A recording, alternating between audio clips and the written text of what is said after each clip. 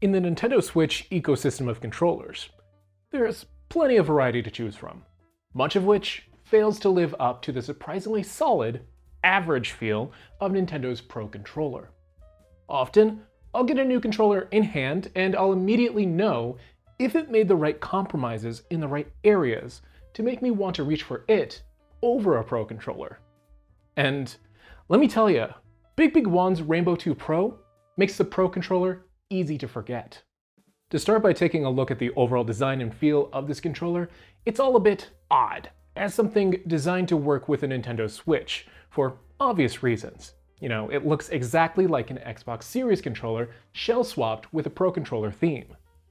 At its front, it has an Xbox layout, with action buttons that look and feel remarkably close to an Xbox controller, even if slightly clackier, a little less premium in implementation. Likewise, there are only the slightest of differences to suggest that the shoulder and analog trigger buttons weren't pulled directly from an Xbox controller. Heck, the triggers even have the same degree of resistance and smooth feedback to them, while the shoulders feel only ever so slightly different. There are even a couple toggles around back to change the trigger depth, just like an Xbox Elite controller. Unlike those controllers, there are only two steps here: full and half height. Considering the Rainbow 2 Pro is about half the price of an Elite controller, I'm not too disappointed though. Having the ability to limit the range of an analog trigger feels perfect for use with a system like a Switch, which only really needs digital input anyway. As someone who considers modern Xbox controllers to be the gold standard for basic, no-frills controllers that feel decent to use for hours on end, I'm a huge fan of all of these parallels. They feel so good in execution that I wonder why I haven't seen more Switch controllers take a similar approach, albeit maybe with the positions of the face buttons arranged to fit Switch games' control schemes.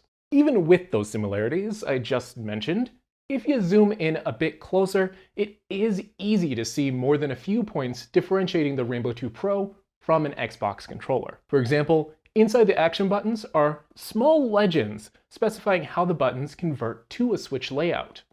Meanwhile, the D-pad has a softer click to it than the Xbox controller due to its lower profile design and use of what feels like mouse clicks below the surface. In fact, this D-pad is exactly the same as another fantastic Switch controller made by BIGBIG WON, the Blitz, which is my current go-to controller. It's both solid and precise without feeling overly cumbersome in use. However, unlike the Blitz, a secondary D-pad topper comes in the box in case I prefer a circular D-pad instead of the cross pad that comes pre-installed. Honestly, I didn't expect to like the circular D-pad as much as I do.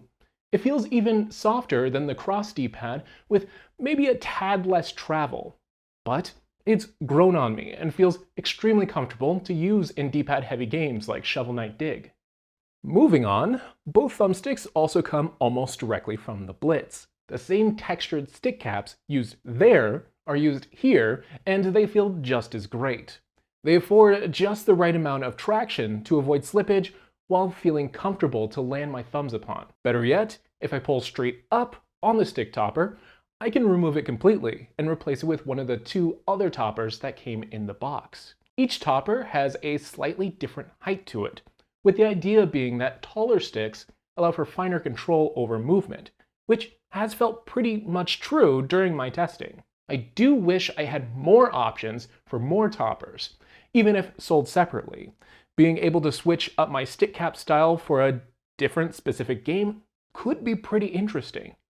But honestly, the three options available feel pretty great by themselves, and having that level of customization at all is appreciated. The only foreseeable gripe for some folks might be that these are Alps potentiometer-based sticks instead of Hall effect sticks.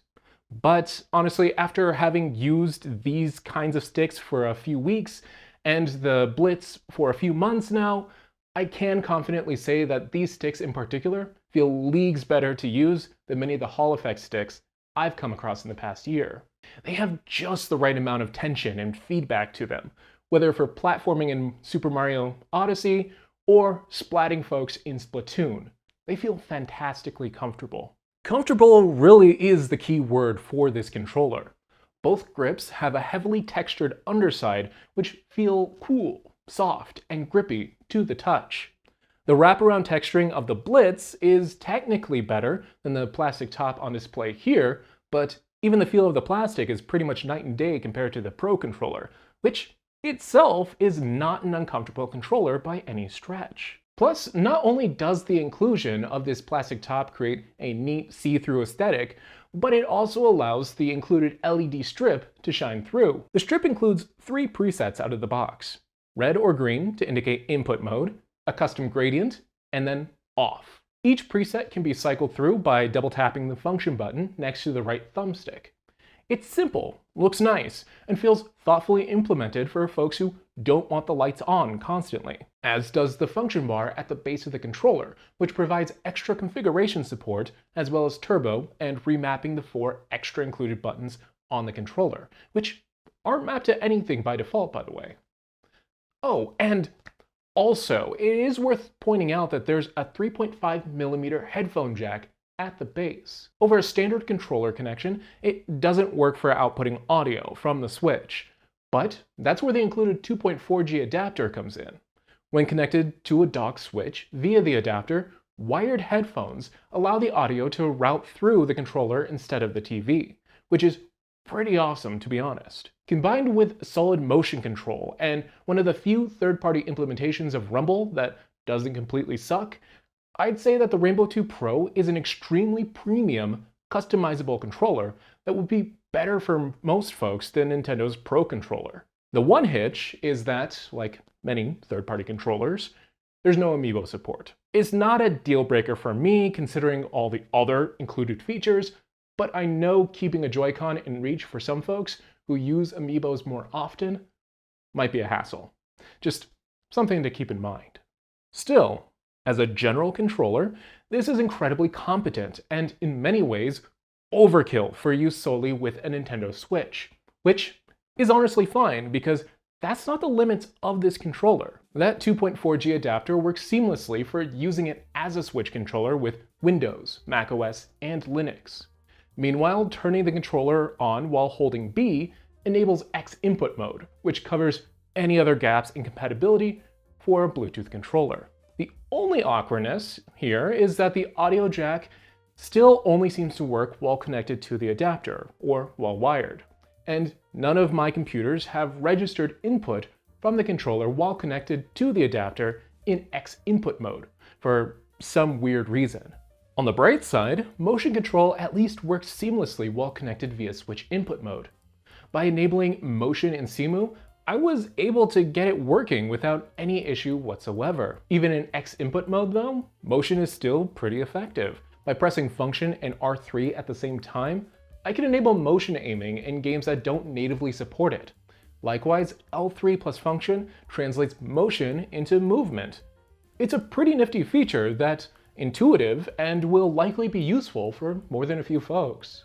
But that's not even the end of customization options for this controller. BIGBIG WON has an optional companion app that can provide a graphical interface for all the features available through the function buttons on the controller. In addition, it can do plenty of other really basic things, like change light patterns on the included LED strips, or remap every single button on the controller, as well as very nitty-gritty things, like changing the dead zones and response curves on the thumbsticks, or changing the sensitivity of motion input. Controller nerds could get lost in a lot of the options available in a very satisfying way.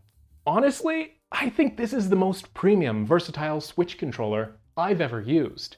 The combination of features on display here are exactly what I'd want out of a controller that I can use as comfortably with my Switch as I can with emulators or Steam games on other platforms. And I feel like this is a controller where any issues someone might have while actually using it will boil down to really basic things that they'll know way ahead of time. For example, the lack of amiibo support could be frustrating for a lot of folks.